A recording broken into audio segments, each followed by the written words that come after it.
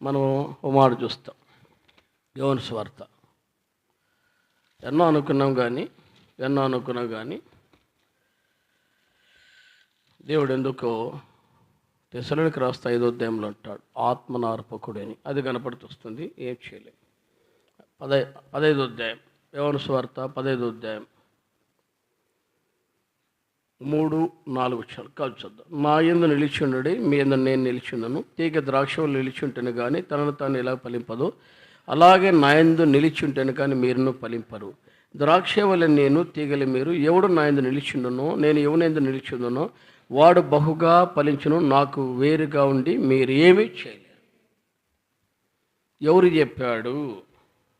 ప్రభువైన యేసు ప్రభువారు తన శిష్యులు చెప్పాడు. ఎందుకు చెప్పాడు? ఇక్కడ చదవండి, 18 వచ్చిన చదువు. 18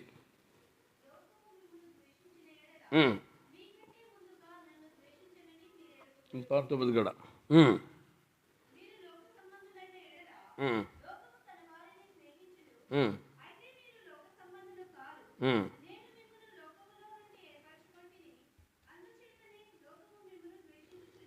ఒకటి, వాళ్ళు ఎలాంటి వారు, శిష్యులు ఎలాంటి వారు? ఆయన కూడా ఇప్పుడున్న 12 మంది శిష్యుల్లో కుటుంబాలు ఉన్నాయి. వాళ్ళేం ఖాళీగా లేరు, వాళ్ళు కూడా కుటుంబాలు ఉన్నాయి. కుటుంబాల కలిగి ప్రభుని వెంబడించాలి. అంటే పిలుపు చాలా ఉంది. అపోస్తలత్వం వేరు, తర్వాత శిష్యులుగా వేరు, పరిచారకులుగా వేరు, సువార్థికులు వేరు, ప్రార్థనా పరులు వేరు. వారి వారి సామర్థ్యత అంటాడు మత్తయి 25:15 వచనంలో. వారి సామర్థ్యత అంటే వారు ఏ స్థానంలో ఉంటాడో ఆ స్థానంలో దేవుడు వారు పిలుస్తాడు. వారి పిలుపుని బట్టి, సామర్థ్యతను బట్టి పిలిచి, అదే మత్తయి సువార్త 25:21-23లో రాబడిన ప్రకారం 2 4గా చేస్తాడు, 5ని 10గా చేస్తాడు. అంటే వారు ఎన్నిక లేని వారైనా బలమైన వ్యక్తిగా చేస్తాడు, ఏర్పరచబడిన వారు. ఫర్ ఎగ్జాంపుల్ అబ్రహాం ఆయన కూడా పిలువబడినప్పుడు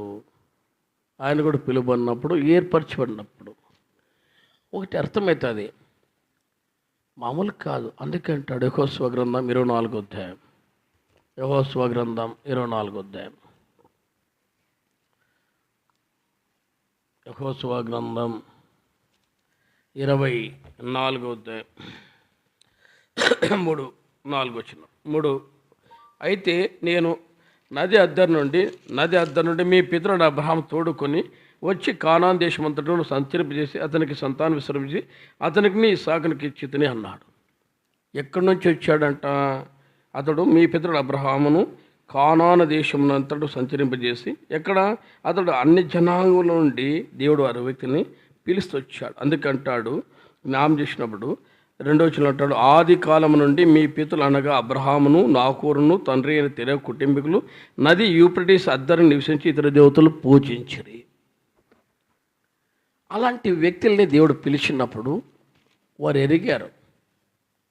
మొన్న ఒక ఆధ్యాత్మిక వ్యక్తి ఒక కొటేషన్ కొట్టాడు, పేరు చెప్పను కానీ, ఆధ్యాత్మికమైన ఒక వ్యక్తి అంటే ఇతరులకి బోధ చేసే ఒక గురువు ఒక కొటేషన్ కొట్టాడు. ఏమని కొట్టాడు అన్నప్పుడు, ఆయన తాను పూజించు ఆ దేవుళ్ళు చూస్తూ దినదినము మొదట అర్పణ చేసేవాడంట. అంటే ఏదన్నా వాళ్ళ పూజ పునస్కారాలు ఆ దేవుని చూసినప్పుడు దాన్ని ఏమంటారు, ఒక పురుగు పాకుతుందంట పూజ చేసి ఆ దేవుని మీద. అతడు దేవుడు కదా, ఆ దేవుడు తను కదిలించుకొని తను తీసేసుకుంటాడేమో. చేతులు ఉన్నాయి, కాళ్ళు ఉన్నాయి, కళ్ళు ఉన్నాయి, ఇన్ని ఉండేవి. అతడు చూస్తున్నాడు కదా, కదులుతాదేమో, తీసివేసుకుంటాడేమో చూశాడంట. ఎట్లున్నాడు అట్లే ఉన్నాడు, పాకుతుంది. ఆ పాకి అదంతా మొత్తం అంతా పాకినప్పుడు అనిపించిందంట. అది పాకి అదంతకదే మొత్తం తిరిగినా కూడా ఇంత కదలికలినప్పుడు అనిపించిందంట ఆయనకి, ఈయనే తను కాపాడుకో దాని పొరుగునే విడిపించుకోలేని వ్యక్తి నన్నే కాపాడుకుంటాడు. అనుకొని ఆ రోజు నుంచి ఆయన వెంబడించలేదన్నాడు. అంటే ఇలాంటి అనవజీవితాల విగ్రహాల నుండి, నానా అనవజీవితాల్లో ఉన్న వ్యక్తుల్ని మనము కూడా మన పితరుల నుండి మనల్ని బయట తీసుకొచ్చి తన వారు అని పిలిచాడు. అందుకంటాడు అపోస్తలుడైన పౌలు తన మొదటి కొరింథీ 6:18-19 విలువ పెట్టి మనల్ని కొన్నాడు. 6:18-19 చదవండి. మొదటి కొరింథీ.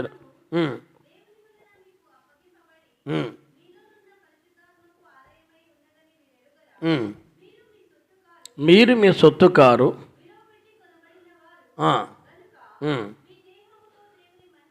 ఏంటి నుంచుకున్నాడంట? విలువ పెట్టుకున్నాడు. ఎంత ఉంటుంది ఆ విలువ కదా? దాన్ని అర్థమైతే మనకు ఒకటి రూతు ఉంది, అన్యురాలు, అన్య జనాంగం. మరి 10 ఏండ్లు భర్త వదులుకున్న, 10 ఏండ్ల భర్త లేడు. ఆ విధురాలు ఇంట ఈ 2 విధురాళ్ళు ఆమెను వెంబడించారు. అప్పటికే యజమానురాలికి భర్త చనిపోయాడు అంటే ఎలెమెలెకు చనిపోయాడు, మహులును కిల్యోం అనే 2 చనిపోయారు. రూతు, ఓర్ప, నయోమి 3 కూడా విధురాలుగా ఉన్నారు. విధురాలైన 10 ఏండ్లు కూడా వాళ్ళు అతుక్కొని ఉన్నారు. ఈ 10 ఏండ్ల జీవితాల్లో ఎప్పుడు చూసినా నయోమి తన దేవుని గురించి, తన దేవుని యొక్క దేశం గురించి వివరించేది. ఓ రోజు వచ్చింది, తన దేశంలో మళ్ళా కరువు లేకుండా మళ్ళా దేవుడు సమృద్ధి ఇచ్చాడని నయోమింది. నేనుండనమ్మా, నేను వెళ్ళిపోతానంటేనే వాళ్ళు కూడా బయటకు వచ్చి వెంబడిస్తూ వచ్చారు. ఆమె చెప్పింది, యవ్వనం ఉంది, మీ జీవితం ఎందుకు, అక్కడ పోయి మీరు ఉండలేరేమో, వెళ్ళిపోంటే ఒక ఆమె వెళ్ళిపోయింది. ఆమె ఏమి చూసి గట్టిగా వెంబడించింది అన్నప్పుడు ఒక మాట రాయబడింది. రూతు గ్రంథం 2వ అధ్యాయం 8-9 వచనాలు.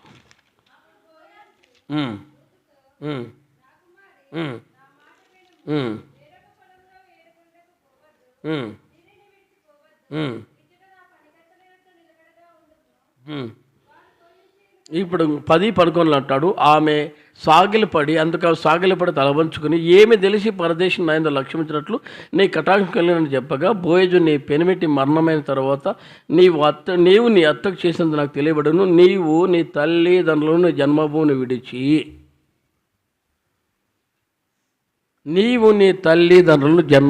విడిచి దేన్ని ఎక్కువగా ప్రేమించగలం మనము? శిష్యులు కూడా అదే అనేది. అయ్యా, నేను మిమ్మల్ని ఏర్పరచుకున్నా, లోకము నుండి ప్రత్యేకంగా ఏర్పాటు చేసుకున్నా, కాబట్టి నా యందు మీరు ఉంటే నేను మీ యందు ఉంటా. తీగ ద్రాక్షవల్ల నిలిచి ఉంటేనే, 3-4 విషయాల్లో ఉన్నాడు. తీగ ద్రాక్షవల్ల నిలిచి ఉంటేనే తాను అది ఫలింపదు. అంటే మనం అనుకుంటాం ఏమని అనుకోవచ్చు? బాగా గమనించాలి. మనం అనుకుంటాం, నేను నిలబడి ఉన్నాను, నాకు అన్నీ తెలుసు, తట్టుకుంటా.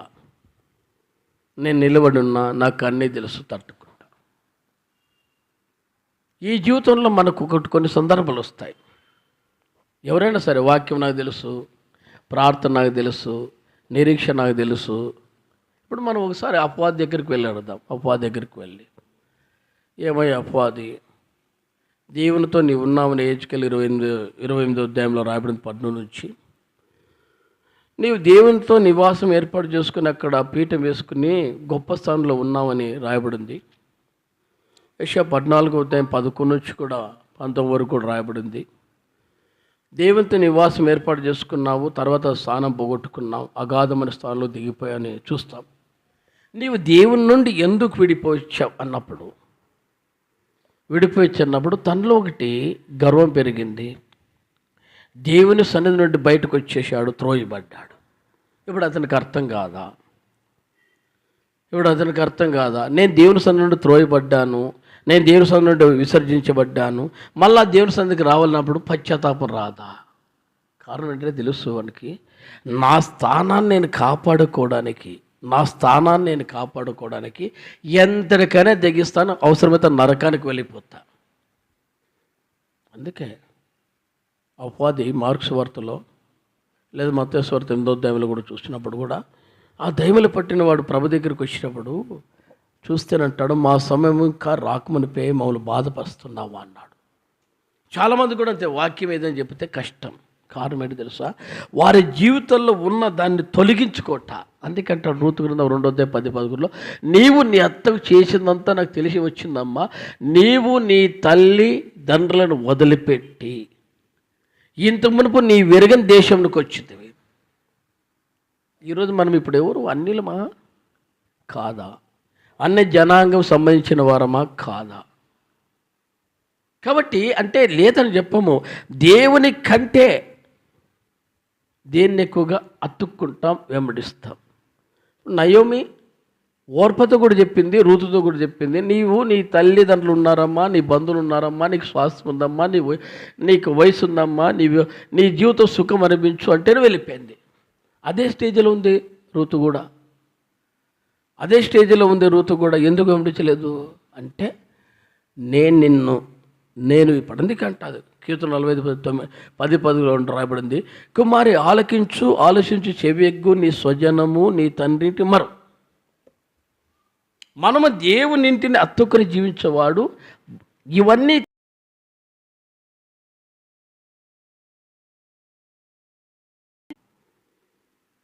ఎందుకు ఇంత కఠినంగా ఉంటాయి బోధలు, ఇంత కఠినంగా ఉంటాయి యథార్థదంటే, వారు ఒక రోజు వచ్చినప్పుడు ఇవి నేను కూడా ఎరిగాం. అప్పుడు అనిపిస్తాయి.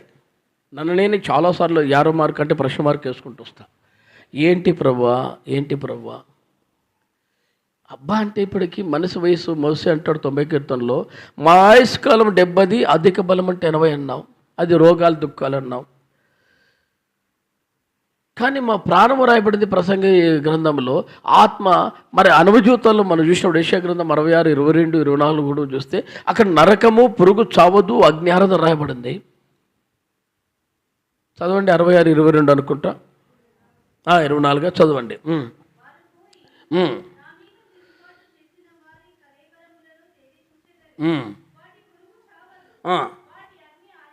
ఏంటంట? వాటి పురుగు చావదు, వాటి అగ్ని ఆరిపోదు అంటే నరక ప్రాప్తి. ఎందుకు ఇంతకు దానికి? ఇక్కడేమో మా వయసు 70, 80, పోనీ ఆదాముతో ఆరంభమైతే 1000 ఏండ్లే. అందుకంటాడు 2 పేతురు 3:7 నుంచి రాసినప్పుడు, ఆయన దృష్టికి ఒక దినం 1000 సంవత్సరాలు ఉంటాయి, 1000 సంవత్సరాలు ఒక దినం వల్లే ఉంటాయి అన్నాడు. అంటే దేవుని దృష్టిలో వీడు ఒక్కరోజు బతకలేడు అని. 1000 ఏండ్లు బతికితే కూడా 1000 ఏండ్లు బతికితే కూడా దేవుని దృష్టిలో ఒక్కరోజే. ఆయన దృష్టిలో అది కూడా సమానం కాదు. మరి ఇంత ఇప్పుడు మనం మళ్ళీ స్టార్ట్ చేస్తే అపవాది దగ్గరికి వెళ్ళినప్పుడు, నీకు ఇన్ని తెలుసు కదా అంటే నీ లిమిటెడ్ దేవునితో ఎల్లప్పుడూ ఆనందించే జీవితం వదులుకొని ఒక్కనాటి అనుభవ జీవితంలో ఇంత దిగజారి స్థితికి వచ్చేతుంటే వారి జీవితంలో ఏంటి? దాని కూడా నియమించబడ్డాడు. కొద్దిమంది అంతే, మార్పు రావు. వారి జీవితాల్లో మార్పులు అనేది కోరుకోరు. ఎట్లా ఉంటుందంటే, అందుకే మత్తయి సువార్త 7వ అధ్యాయంలో అంటాడు, గాలి విసరిను ఆ ఇంటి మీద కొట్టెను. 23 నుంచి మనం చూసినప్పుడు ఆ ఇంటి మీద కొట్టెను, 24 నుంచి కూడా చూస్తే అదేమాట. అది దాంట్లో ఏందంట, బండ మీద కట్టబడలేదు కాబట్టి అది కూలిపోతాయి. చాలామంది కూడా గాలి, వాతావరణము ఇవన్నీ వచ్చినప్పుడు నిలబడలేవు, కానీ రూతు నిలబడుతూ వచ్చింది. మన జీవితంలో నిలబడి వారిగా ఉండాలి, ప్రభులో అతుక్కొని జీవించేవారుగా ఉండాలి. ఎందుకు ఈ ప్రశ్న వస్తుందంటే, నా వరకైతే ప్రభా 70, 80 సంవత్సరాల తర్వాత అబ్బా అంటే 100 ఏళ్ళు బతామా? ఆదాము లాంటి మహానుభావుడే 930 సంవత్సరాలు బతికాడని రాయబడింది.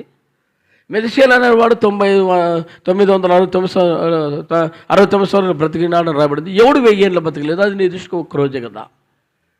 మిగతా రోజులే ఆడుంటాం. నరకమా, ప్రభుత్వం? ఈ ప్రశ్న నేను ఎప్పుడైతే వెంటాడుతూ వస్తుందో దాని కొరకు భయం కలుగుతాయి. అంటే ఫర్ ఎగ్జాంపుల్ చెప్తాం, ఇప్పుడు మనం అక్కడ స్టార్ గుట్కాలు, అక్కడ పాన్ పరాగులు వేసిన వారి గురించి మనము హాస్పిటల్కి వెళ్తే అక్కడ ఒక వానికి స్టార్ గుట్కా వాడే వాని గురించి, పాన్ పరాగ వాడి గురించి ఒక ఫోటోలు వేస్తూ వస్తారు. నేను రైల్వే హాస్పిటల్ గుంటకల్లో ఎక్కువ బాగా చూసాను. గవర్నమెంట్ హాస్పిటల్ అక్కడ ఇప్పుడు అన్నీ తీసేశారు, గవర్నమెంట్ వాళ్ళకి అనుకూలంగా ఉన్నాయి కాబట్టి. అవన్నీ వేస్తే ఎట్లుంటుంది తెలుసా, ఈ పాన్ పరకు తిని తిని తిని తిని ఈ పళ్ళు బయటకు వచ్చేసి ఉంటాయి, ఈ ముఖమంతా కూడా పీక్కొని బయటకు వచ్చేసి కండలు కండలు బయటకు వచ్చేసి ఉంటాయి. ఏ భాగం అయితే వాడు ఎక్కడ పెట్టుకుంటూ వస్తాడు భాగం అంతా బయటకు వచ్చేస్తుంది. ఎందుకు పాన్ పరాకు మీద కూడా అంటే వాడు తయారు చేసే ప్యాకెట్ మీద ఉంటాయి. సిగరెట్ అనుకో, పొగ త్రాగరాదు, పొగ తాగితే హానికరం అని రాయబడుతుంది, దాని మీద కూడా అదే ఉంటాయి. అంటే సింబల్ ఏముంటుంది, నువ్వు తాగి తాగి చచ్చిపోతావు అని అంటాయి.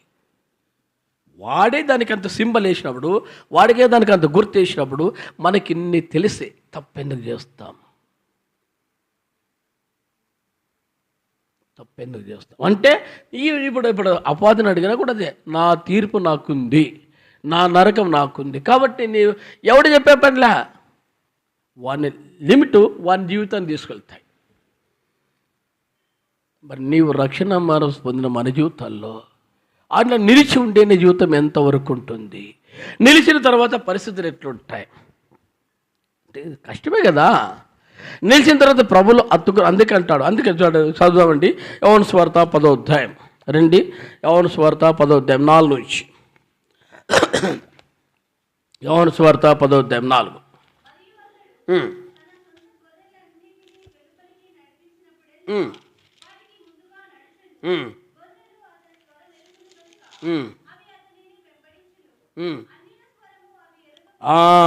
అన్నిల స్వరం అవి ఎరగవు గనక అన్ని ఎంత మాత్రమును వెంబడింపక వాని ఎదురు నుండి పారిపోతాయంట. అంటే దేవుని యొక్క వాక్యం సెలవిస్తుంది, దేవుని యొక్క వాక్యం సెలవిస్తుంది అన్నిల స్వరం ఎంత మాత్రం వినవంట.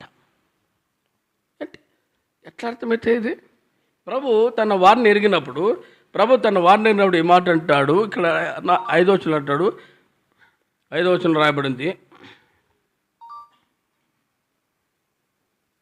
5వ వచనం రాయబడింది అన్నిల స్వరం ఎరుగవు గనక అన్నిని ఎంత మాత్రమును వెంబడింపవు. ఎట్లా ఆయన కంట్రోల్లో ఉంటాయి. అందుకంటాడు 3 నుంచి అతను ఇక్కడ రాయబడింది, అతనికి ద్వారపాలకుడు తలుపు తీయను, గొర్రెలతో స్వరమినను, అతడు తన సొంత గొర్రెలను పేరు పెట్టి పిలిచి వాటిని వెలుపలికి నడిపిస్తాడు. అందుకే రాయబడింది ప్రవక్త యెషయా 41:9-10 పేరు పెట్టి నిన్ను పిలిచానన్నాడు. అక్కడ అంటాడు 41 అధ్యాయం 9-10లో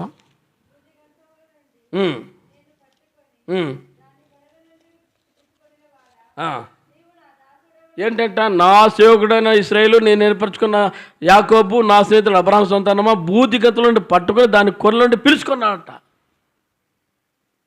ఏమని, నీవు నా సొత్తు, నేను నిన్ను కొన్నాను. అందుకంటాడు 1 కొరింథీ 6:19 విలువ, 1 కొరింథీ 3వ అధ్యాయం మరి 16:18 కూడా అంటాడు, విలువ పెట్టి కొనబడినాం. మామూలు కాదు. అందుకే 1 పేతురు, అందుకే 1వ అధ్యాయం 18-10 ఉంటాడు, అమూల్యమైన రక్తం, నిర్దోషం రక్తంతో మనల్ని కొన్నాడు. స్వాస్థ్యాన్ని ఆయన అందుకే అంటాడు. అదే యోహాను సువార్త 10వ అధ్యాయంలో, జ్ఞాపకం చేసినప్పుడు అంటాడు 10వ అధ్యాయం 11వ వచనంలో అంటాడు, నేను గొర్రెలకు మంచి కాపరి గొర్రెల కొరకు తన ప్రాణం పెట్టును అంటూ 14వ వచనంలో మరి 15వ వచనంలో కూడా అంటాడు, తండ్రి నన్ను ఎలాగ ఎరుగునో నేను తండ్రిని అలాగే ఎరుగుదును, అలాగే నా గొర్రెలు ఎరుగును, నా గొర్రెలను ఎరుగును, మరియు నా గొర్రెలకు నా ప్రాణం పెట్టుచున్నా. అంటే గొర్రెల కొరకు తన ప్రాణం పెట్టి మనల్ని కొన్నాడు. బాగా గమనించాలి, ఆయన మామూలు కొనలే, అమూల్య రక్తం. ఎంతమంది దానికి అసలు. ఒకసారి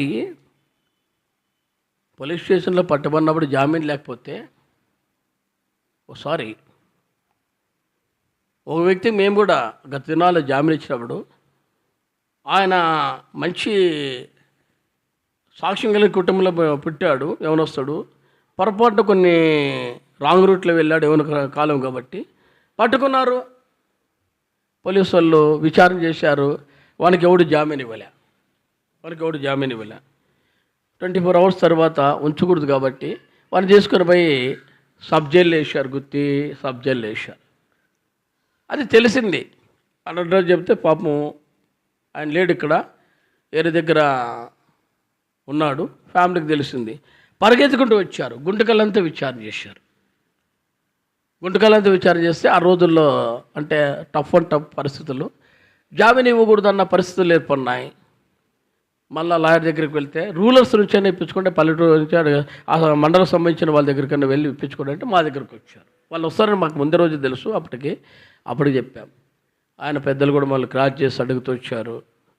ఇవ్వద్దండి అయ్యా, ఇస్తే మరి బాగుండదేమో, ఇవ్వద్దండి అయ్యా అనే చెప్పారు. నేనైతే ఓపెన్ చెప్పాను, నేను జామీన్ ఇస్తా, నీవెవడు నన్ను దండించేకి అన్నాం.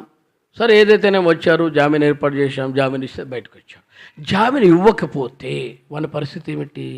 14 రోజుల తర్వాత మళ్ళా విచారణకు వస్తే మళ్ళా ఎవడు నీకు లేకపోతే ఏం చేస్తారు? పట్టుకొని మళ్ళీ వేస్తారు. 14 పోతాయి, 30 అవుతాయి, చిన్నదానికే. అంటే అర్థం ఏంటంటే, మనకు ఒక వ్యక్తి జామీన్ ఇవ్వడానికి ఇంత కష్టమైతే ఆయన మన కొరకు ప్రాణం అర్పిస్తే ఆ ప్రభు కొరకు మనం ఏమి ఇచ్చాం? ఎంత వెంబడిస్తున్నాం? ఎంత ఆయన హత్తుకొని జీవిస్తున్నాం. అందుకంటాడు, అమూల్య రక్తం చేత మనల్ని కొన్నాడు కాబట్టి, ఆ కొన్న రక్తానికి తగ్గట్టుగా మనం విమోచించాం కాబట్టి, విమోచించబడిన మన జీవితాలు ఆయన కొరకు అతుక్కోవాలి, ఆయన కొరకు సమస్తం త్యాగం చేస్తూ రావాలి. అందుకే మత్తయి సువార్త 19:26-27 అంటాడు ప్రవణ యేసుతో, పేతురు అంటాడు, మేము సమస్తం వదిలి నిన్ను వెంబడించాం.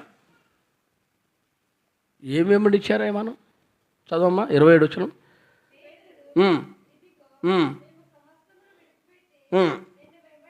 సమస్తం వదులుకున్నారంట. మనం ఏం వదులుకోగలము? యేసుప్రభు అయితే పరలోకం వదులుకున్నాడు. యేసుప్రభు అయితే పరలోకం వదులుకున్నాడు, తండ్రితో ఉన్న భాగ్యాన్ని పెంచుకున్నాడు. అందుకంటాడు, అది 17వ అధ్యాయంలో, యోహాను సువార్త 17వ అధ్యాయంలో 5-6 వచనాలు. యోహాను సువార్త 17వ అధ్యాయం 5-6 వచనాలు.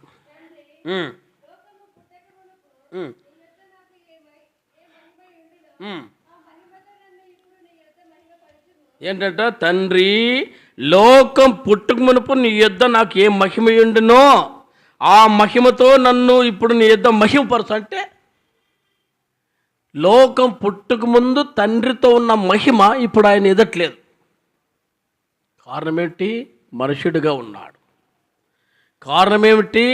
మనుషుడిగా ఉన్నాడు. అందుకే అంటాడు, యేసు ప్రభువుని బట్టి కూడా బలహీనతలు ఉన్నాయి, ఆయనకు కూడా శ్రమలు ఉన్నాయి, ఆయనకు కూడా బాధలు ఉన్నాయి, అన్నిటినీ సహించాడు. అందుకే అంటాడు 5వ అధ్యాయంలో కూడా, హెబ్రీ పత్రికలో, అన్నిటినైనా బాధలు శ్రమలు సహించాడు. మనతో పాటు ఆయన బాధలు సహించాడు. అంటే ఆయనకి ఇది పెట్టాడు. రెండవది కూడా, ఆయన ఎప్పుడైతే కీర్తనలు 22:1 రాబడింది, ఆయన చేయి దేవుడే వదులుకున్నాడు. అంటే తండ్రిని దేవుడు చేయి వదులుకున్నాడు. రండి 22:1 కీర్తనలో.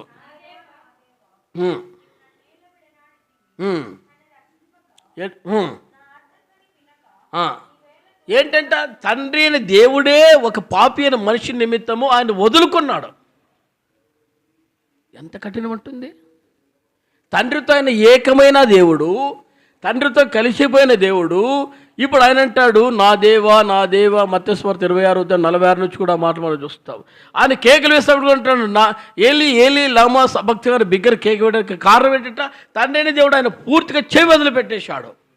అప్పుడు ఆయన మూలుగులు వచ్చాయి, బాధలు వచ్చాయి, నరకమరించినట్లు అనిపించి, ఎఫెసీ 4వ అధ్యాయం 8-9 అంటాడు, పాతాళ బంచులోకి దిగిపోయాడు.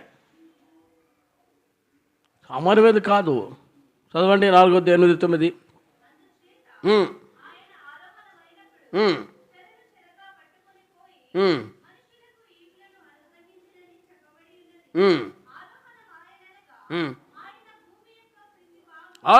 భూమి యొక్క కింది భాగం అంటే అగాధం కింద రాయబడింది పుట్టవ సంఖ్యలో.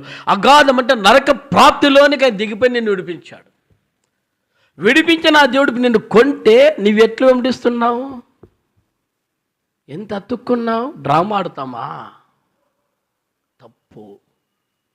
పరిశుద్ధ దేవుని నామను వ్యర్థంగా ఉచ్చరిస్తామా? తప్పు. కాబట్టి ఇవన్నీ నేను అనుకునేది ఒకటే, ప్రభా రక్షణ ఇవ్వకపోతే నాకు అంతో ఎంతో నిన్ను అడిగేవాన్నేమో, రక్షణ ఇవ్వకపోతే నిన్ను అడిగేవాన్ని ఏమని, ప్రభా నాకు తెలియదు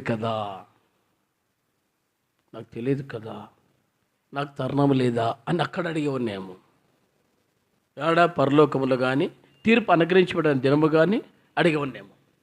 కానీ ఇప్పుడు ఆ తరుణం లేదు. అంటే అందుకంటాడు 2 కొరింథీ 5:9-10 చదవండి. 2 కొరింథీ 5:9-10.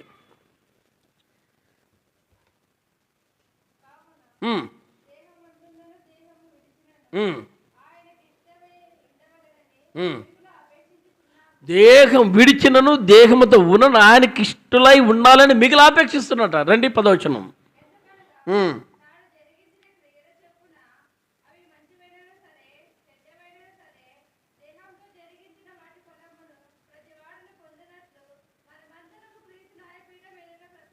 ఏంటంటే దేహముతో జరిగించిన వాటి ప్రతిఫలం అంటే మాటలు కావచ్చు, క్రియలు కావచ్చు, ఆలోచనలు కావచ్చు, వీటి వల్ల వచ్చే యొక్క జీతం ఉందంట. అందుకే అంటాడు దేహంతో జరిగించిన వాటి ప్రతిఫలం మనం పొందినట్లు క్రీస్తు అనే న్యాయపీఠం ఎదుట మనం నిలబడతాం, ప్రత్యక్షమవుతాం అన్నాడు.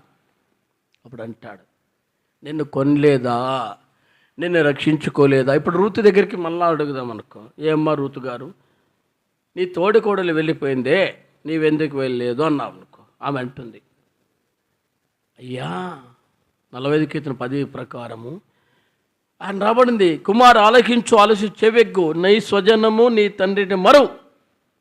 ఇప్పుడు నేను నా సొత్తు కాదే, ఆమెకు సొత్తు. అంటే ఆమె సొత్తు అంటే ఏంటి? నయోమి నన్ను కొనింది. ఏమని? తన కుమారుడైన వాని కొరకు నన్ను కొనింది. ఇప్పుడు నేను నయోమి సొత్తే కానీ నేను నా ఇంటి సొత్తు కాదు. ఇది గుర్తుపెట్టుకోవాలి. నేను నయోమి సొత్తే కానీ నా ఇంటి సొత్తు కాదు. చదవండి 11 వచ్చిన కీర్తన 45:11.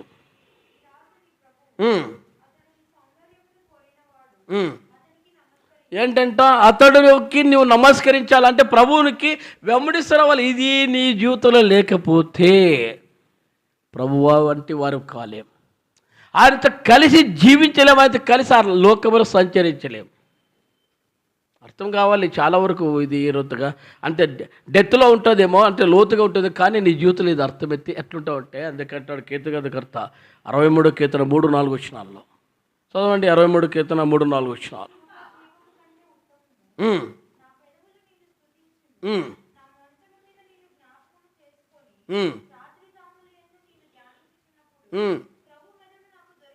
క్రొవ్వు మెదడు నాకు దొరికినట్లుగా. ఏం దావీదు ఎక్కడున్నాడా? అరణ్యాల్లో ఉన్నప్పుడు, ఒంటరితనం ఉన్నప్పుడు, తర్వాత మామయ్య తరుగుతున్నప్పుడు ఈ మాట అంటాడు, క్రొవ్వు మెదడు దొరికినట్లయ్యా నీ వాక్యము నీ జీవం నన్ను నన్ను వెంబడిస్తుంది అన్నాడు. చదవమ్మకి ఒకసారి 4వ వచనము.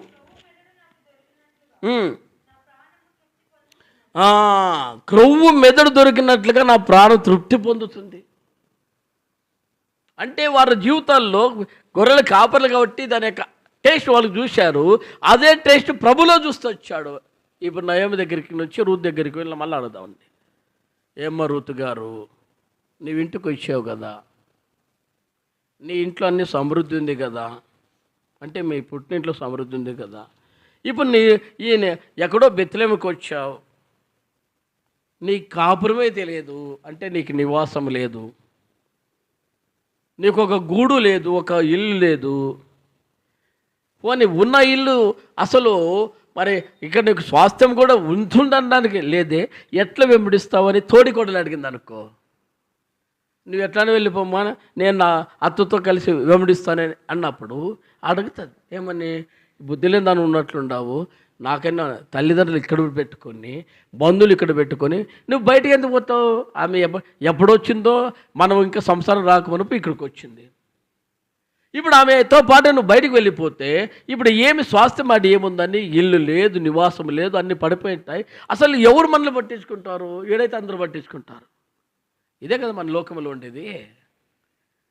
దేవుడని వాడు ఆడున్నాడు, ఆయన అత్తుకుంటే మనకేం అర్థమవుతుంది? మా బంధువులు, మా ప్రేమ, మా వేగబంధం ఎట్లుంటుందండి? ఇవన్నిట్లో అత్తుకొని వెంబడించేది గొప్పతనమా? ప్రభు ఇంట్లో ఒకరోజు ఉండేది గొప్పతనమా? అయ్యో కష్టం. కాబట్టి అయ్యో నేను పోగొట్టుకుంటానేమో, అయ్యో నా స్నేహితులు పోగొట్టుకుంటానేమో, నా బంధువులు పోగొట్టుకుంటానేమో. దేవుని ఇంటిని కంటే నేను దాన్ని ఎక్కువ ప్రేమిస్తాను. ఒక్కరోజు మళ్ళా కృప వస్తుందేమో, మంచిదే కాదని చెప్పు. ఆ కృపలో నువ్వు లేకపోతే అంటే ప్రభు కంటే దేన్ని ఎక్కువగా ప్రేమించకూడదు. ఇదే రూతు చేస్తూ వచ్చింది. నీవేమన్నా అందుకంటుంది. అదే రూతు మళ్ళా నయోమి కూడా అన్నప్పుడు, అమ్మా నేను విధురాల్ని, నాకేమీ లేవు, నువ్వు నన్ను వెంబడిస్తున్నావు, ఏదో నీ పరిస్థితి ఏంటి ఒకసారి ఆలోచన చేసుకో అంటే ఏమంటుంది, నీవు నివసించే చోటు, నీ మృదు బంధు చోట నేనుంటా, కరువైనా కాటికైనా కష్టమైనా అందరు వదులుకున్నా, ఇప్పుడు నీవే నేనే వెంబడించాలి. ఇంటికి వస్తే తినడానికి గింజలు లేవు, తినడానికి గింజ అప్పుడప్పుడు అనిపిస్తాం మాకు కూడా, ఏం ప్రభా ఇన్నేళ్ళలోడి ప్రాణం చేస్తూ వస్తున్నా, ఓపెన్ మాట్లాడుతున్నా, ఇన్నేళ్ళలోడి ప్రాణం చేస్తూ వస్తున్నా, ఎందుకు ఒక్కటి కూడా మాకు టఫ్ ఉండే ఇప్పుడు ఆన్లైన్లో కూడా ఏమని, ఎందుకన్నా ప్రార్థనలు కూడా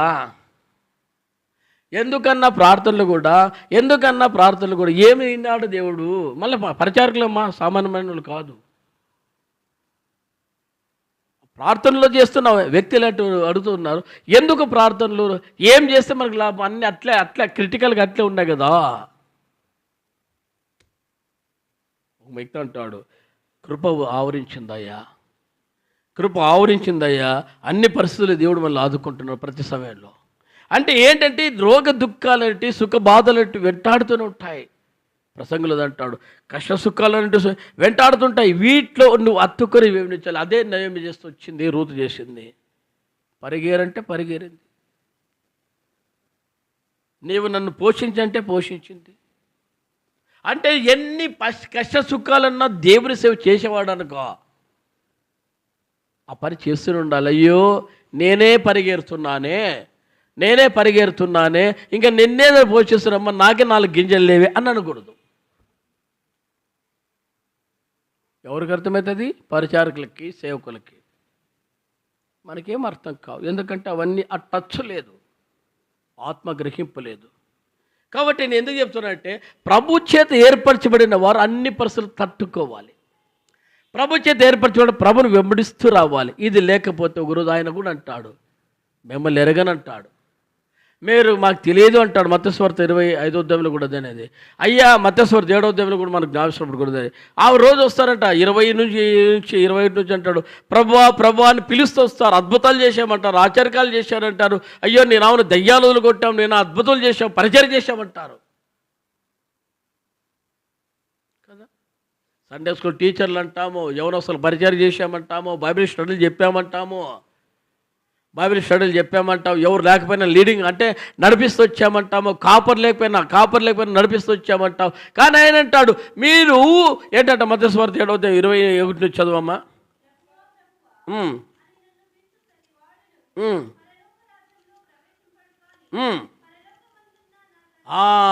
పరలోకమందున నా తండ్రి చిత్తం చేయవాడే,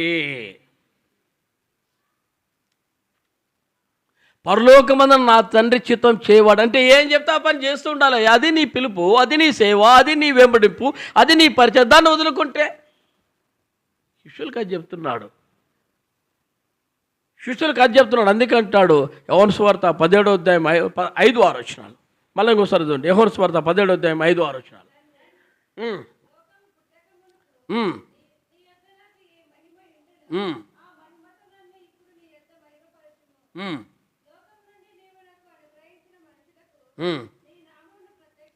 నీ నామమును ప్రత్యక్ష పరిచితిని, వారు నీ వారే ఉండిరి.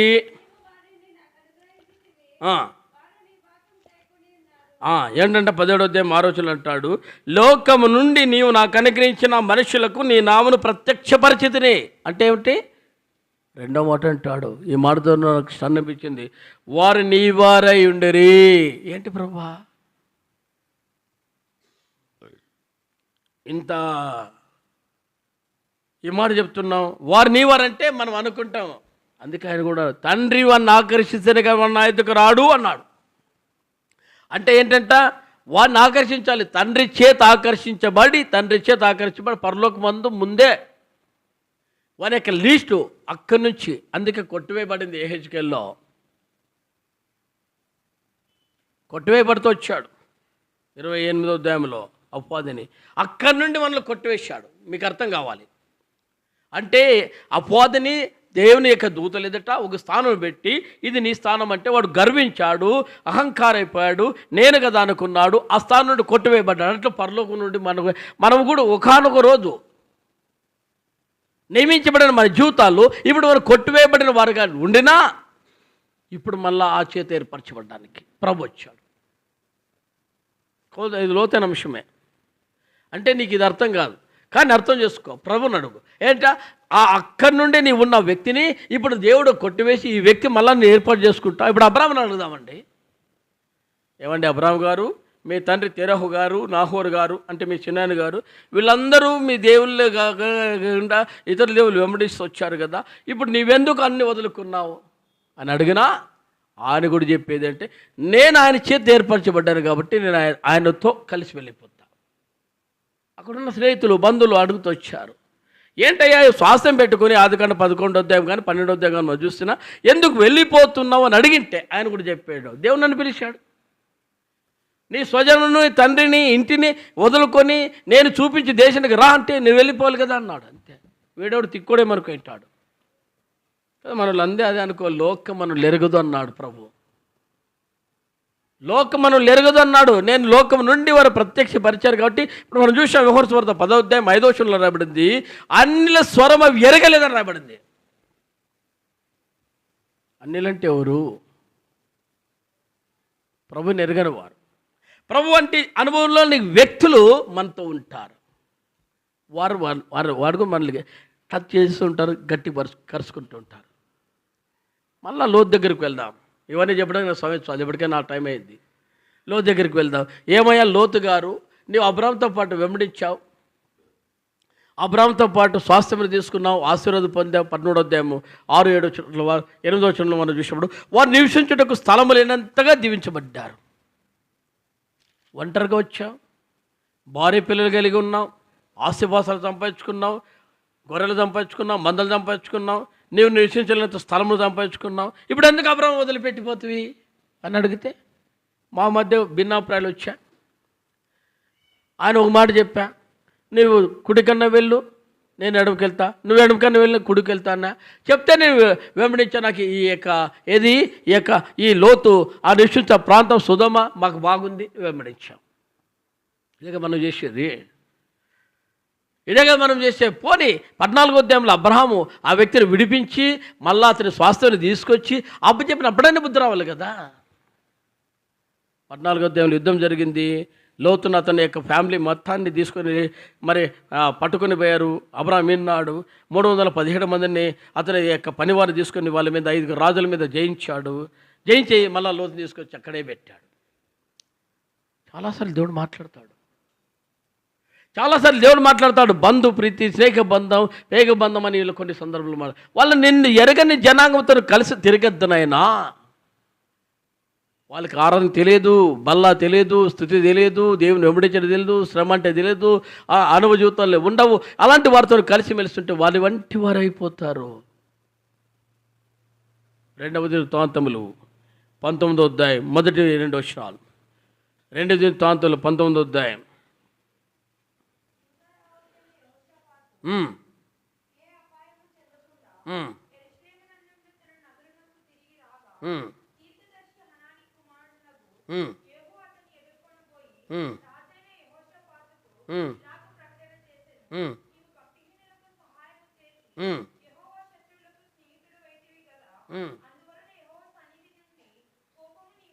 ఏంటంట భక్తిల మధ్య మనం తిరిగితే దేవుని కోపం వస్తుందట. భక్తిహీనులు అంటే ఎవరు? ఆయన కూడా ఆహాబు, ఆయన కూడా ఇశ్రాయేలు సంతతి వాడే, ఆయన కూడా ఎబ్రీయుడే, గోత్రాలు వేరేనాయి. కానీ భక్తిహీనతుడు, ప్రభుని ఎరగిన జనాంగం కలిసి హేళనకరమైన జీవితాలు, అన్యాచారాలు పాటించి కుటుంబంతో కలిసి వీయముందాడు. అంటే ఏంటి చేసుకున్నాడు? అతని కొడుక్కి అతని కుమార్తెను చేసుకున్నాడు. అంటే హోషాపాతు కొడుక్కి యెహోరాముకి ఆహాబు యొక్క కుమార్తె చేసుకున్నాడు ఆ తల్లి. ఈమె ఎలాంటిదంటే రాయబడింది 2వ దినవృత్తాంతములు 22వ అధ్యాయం, 2వ దినవృత్తాంతములు 22వ అధ్యాయం 2-3 వచనాలు.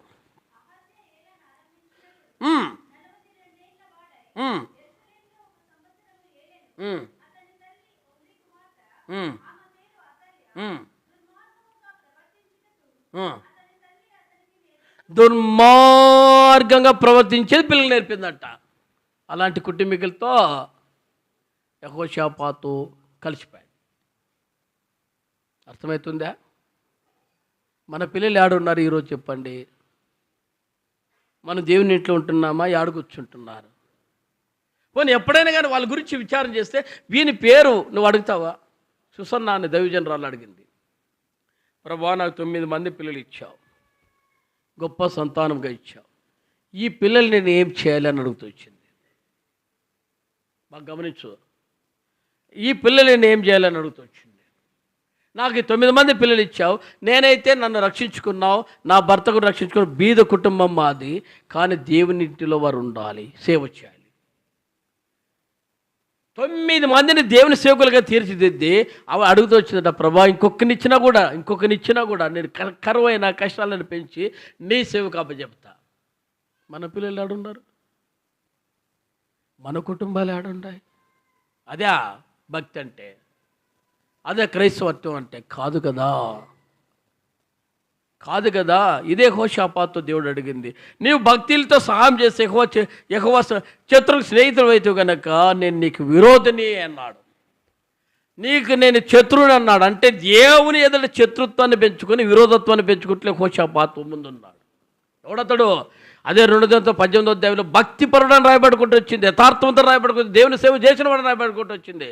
అలాంటి వ్యక్తి తన భక్తిహీనతను కనపరుచుకుంటూ వచ్చాడు, తన జీవితంలో అమ్ముడుపోయిన వ్యక్తిగా కనబడుకుంటూ వచ్చాడు. కాబట్టి జాగ్రత్తమ్మా, వారికంటే నువ్వు గొప్పోడేం కావు, వారికంటే మనమే గొప్పలవని కాదు. ఈ మధ్యాహ్న కాల పిల్ల ప్రభు నిన్ను మాట్లాడేది, నేను నిన్ను ఏర్పరచుకున్నా. ఎలా ఏర్పరచుకున్నాడు? లోకము నుండి నేను మీరు పిలిచానయ్యా. ఆ పిలుపులోనికి ఇప్పుడు యోహాను సువార్త 17వ అధ్యాయం 6వ వచనంలో చదువుదామమ్మా. యోహాను సువార్త 17వ అధ్యాయం 6వ వచనం.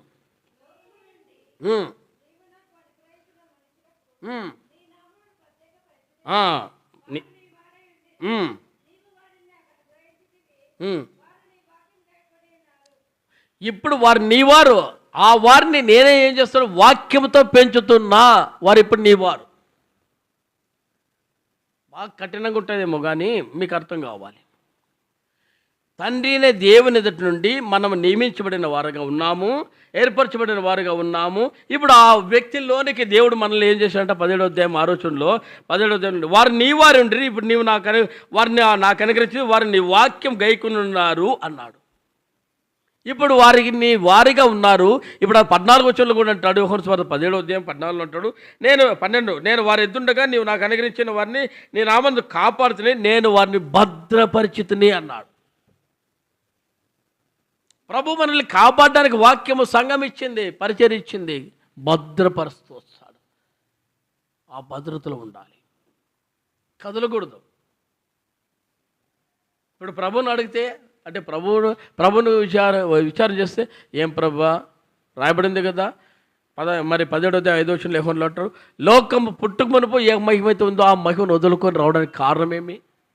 ఆ మహిమను వదులుకొని కాక మానవుడుగా భరించి ఫిలిప్పీ 2:5-11 రాయబడిన ప్రకారము ఎలా అంటే శరీరధారిగా అంటే శ్రమలు అనిపించిన వాడుగా, మరి ఎలా అంటే అరవజూతంలో నువ్వు వచ్చావు అని అంటాడు. ఆయన మానవ రూపం ధరించి రిక్తుడిగా తన్ను తాను అనగా శిలువ మరణం పొందినంతగా మార్చబడ్డాడు. ఏమీ లేని వాడుగా మార్చబడ్డాడు. ఇంతగా చేసి ఆయన మనల్ని కొని ఇప్పుడు అంటాడు నీవారు అన్నాడు. వారిని లోకములో నుండి భద్రపరిచాను అన్నాడు. లోకములో నుండి వారు వేరుపరిచి అన్నాడు. వేరుపరచబడిన వారిగా ఉన్నప్పుడు దుష్టుడు మనల్ని ముట్టుకున్నట్లు ఆయన కాపుదలు ఉంటాయి. కానీ మనకు యెహోషాపాతు వల్లే బంధు ప్రీతి, స్నేహ బంధము, పేగ బంధము ఇవన్నీ చేసామనుకో అన్నిట్లో కూడా కలిసిపోతే ఎట్లుందంటే వారి వంటి వారైపోతాం, వారి వలే నటిస్తూ వస్తాం, వారి వలే జీవిస్తూ వస్తాం. అందుకే ఒక సహోదరుడు అన్నట్లు దేవుని ఇంటికి వస్తే ఎలా అంటే దావీదు నాట్యం, బయటికి పోతే కోళ్ళ నాట్యం. ఇలాంటి వారిగా ఉంటే ఇప్పుడు బాగుంటాయి. ఆరం చేయొచ్చు, బల్ల తీసుకోవచ్చు, శుద్ధి చేయొచ్చు. కానీ ప్రవిధట ఒకటే అపవాది కూడా అడుగుతాడు, ఇప్పుడు ఇన్ని చెప్తున్నావు కదా నీవెలా ఉన్నావు అని నన్ను అడుగుతాడు. ఇప్పుడు ఇన్ని చెప్తున్నావు కదా, ఇప్పుడు నా ఆలోచనలో నీళ్ళు లేవా అని నిన్ను అడుగుతాడు. అర్థమైనా? నేను సామాన్యుని కాదయ్యా, నేను సామాన్యుని కాదు. ఇప్పుడు నేను ఎంతవరకు నువ్వు బ్రతుకుంటావో ఇప్పుడు యోబునే అడిగినా అనుకో, ఏమయ్య యోబు గారు నీతిపరుడివి, యథార్థవంతుడు, భక్తిపరుడివి, దేవునిలో మరి అనుసరించిన వాడు రాయబడుకుంటూ వచ్చింది. సాతానుడు నిన్ను ఎందుకు పట్టాడు, పట్టిన తర్వాత నీ పరిస్థితి ఏంటి అన్నప్పుడు అంటాడు, కలవరం తట్టుకోలేక దేవుణ్ణి ఆయన శపించడానికి, ఆయన దూషించడానికి కారణమైన భార్య ఓ పక్క, ఇన్ని పరిస్థితులు, రోగ దుఃఖాలు, స్నేహితులు అందరూ అతను వెంటాడి బలంగా అతను శోధించేవారు ఒక పక్క, ఇన్ని తట్టుకొని అతను వెంబడించాలంటే ఎంత కష్టం ఉంటాయి. అన్నింటి తట్టుకొని వెంబడించినప్పుడు తన మనసు కలుషితమైపోయినప్పుడు ఒక మాట అంటాడు, యోబు 44 అంటాడు, నేను నీచుడని ప్రభువా, నా పెదవులతో నేను ఏం మాట్లాడలేను, నా నోటిని కప్పుకుంటా. మహానుభావులే తమ తాము కొన్ని విషయాల్లో బలహీనమైపోతూ వచ్చారు. కాబట్టి మనం బలహీనమైనప్పుడల్లా ప్రభు ఎదుట ఒప్పుకోవాలి. ముగిస్తున్నా, ప్రభు ఎదుట మనము ఆయన ఎదుట నిలబడినట్లు శక్తివంతులుగా కనబడాలి, బలహీనగా కనబడకూడదు. ఆయన ఎదుట ఇచ్చినప్పుడు ప్రకటన 22:10 అంటాడు, రానేసి నిలిచే వ్యక్తిగా ఉండాలి. ప్రభువైన యేసు రానాలట నువ్వు. చదవమ్మా 22:17, ప్రకటన 22:17.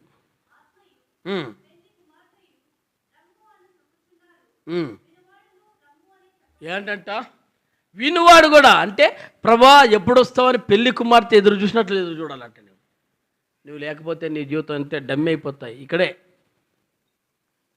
కాబట్టి ముగిస్తున్నా, ఈ మధ్యాహ్న కాల పెళ్ళి ప్రభుని ఎట్లు వెంబడిస్తున్నావు? స్నేహబంధమా, వేగబంధమా? ఏ అనుభూతాలు లోతు అదే చేశాడు. అందుకే రాబడినది ఆదికాండం 14:14 రాయబడింది, తన అల్లల దృష్టికి అతడు ఎగతాళి చేయవని వాళ్ళే ఉండని రాయబడుకుంటూ వచ్చింది. వాక్యం వాళ్ళ మధ్య చెప్తే వినరు, వారికి ఏం పాటించు, ఎందుకంటే వారి వల్లే కలిసిపోయావు కాబట్టి, వారి వల్ల నటించేటావు కాబట్టి. బాగా చెప్పిన పోమ్మా, బాగా నేను నువ్వు కడుక్కుంటే చాలా మమ్మలేదు కడుగుతా పోమ్మా, నీ మాటలు మాకు తెలుసు అంట.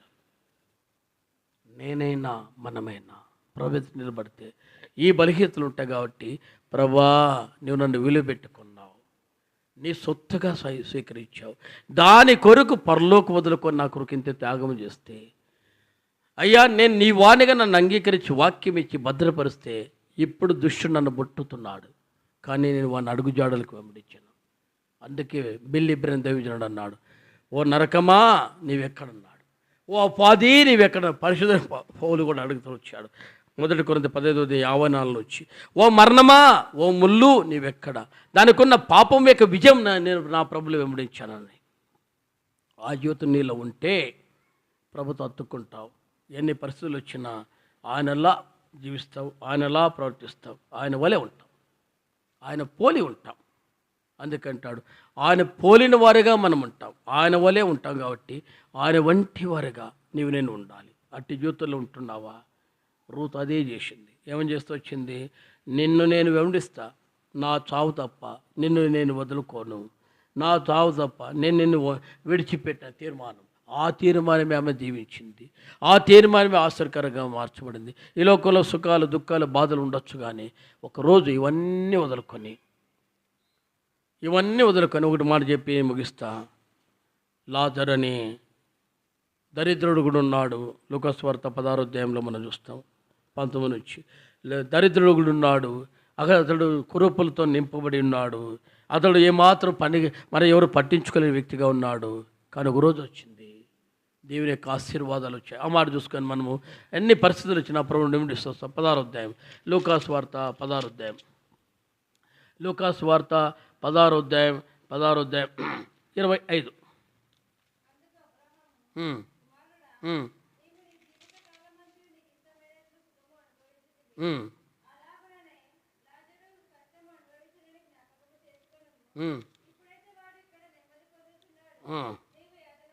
ఇప్పుడైతే వాడు ఇక్కడ నెమ్మది పొందుతున్నాడు. ఈ లోకంలో మనకు ఈ బాధలు ఉంటాయి. నేను ఎరిగింది అదే, ప్రభా ఈ బాధలు, ఈ దుఃఖాలు, ఈ వెంబడింపులు ఇంతటితో ఉంటాయా? ఎంతవరకు ఉంటాయంటే లాజరు చచ్చేంతవరకు ఉన్నాయి. అర్థమైనా? లాజరు చనిపోయేంత వరకు ఆయన కూడా భక్తిపరుడే. చాలా ఉన్నాయి. దీనికి ఎందుకు ఇంత పరిస్థితి, ఆ ధనవంతుడు ఇంత దిగజారిపోవడానికి, నరక ప్రాప్తికి కారణం ఏంటంటే అది ఒక మెసేజ్ అవుతాయి, లేదా 2 మెసేజ్లు అవుతాయి. కానీ ఆ పరిస్థితి నుండి లాజరు ఇన్ని తట్టుకొని ఒక పక్క ధనవంతుడు ఆ సుఖానుభవం, దరిద్రుడుగా రోగాలతో కురుపులతో కుక్కలు లాగుతున్న జీవితం లాజరుది. ఇన్నిటిని పోనీ ఎంతవరకు ఉంటే సత్యంతవరకు ఉన్నాయట. అతడు రాయబడింది 16వ అధ్యాయంలో రాయబడుకుంటూ వచ్చింది ఏంటంటే దేవుని యొక్క వాక్యం తెలుస్తుంది. లాజరునకు దరిద్రుడు 20లో వాడు కురుపుతో నిండి వాడి దరిద్ర ఏంట వాకిటి పడి ఉంటే అతను బల్ల మీద పడు రొట్టె ముక్కలతో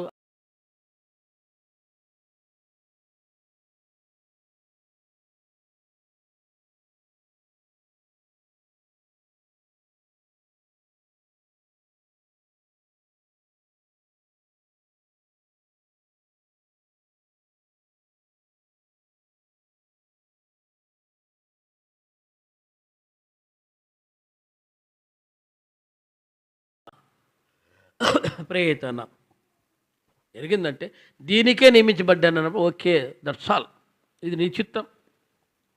కానీ ఓడిపోకుండా వెనకంజ వేయకుండా, ఓడిపోకుండా వెనకంజ చేయకుండా తట్టుకునే కృప శక్తి నాకు. ఏవైనా సరే.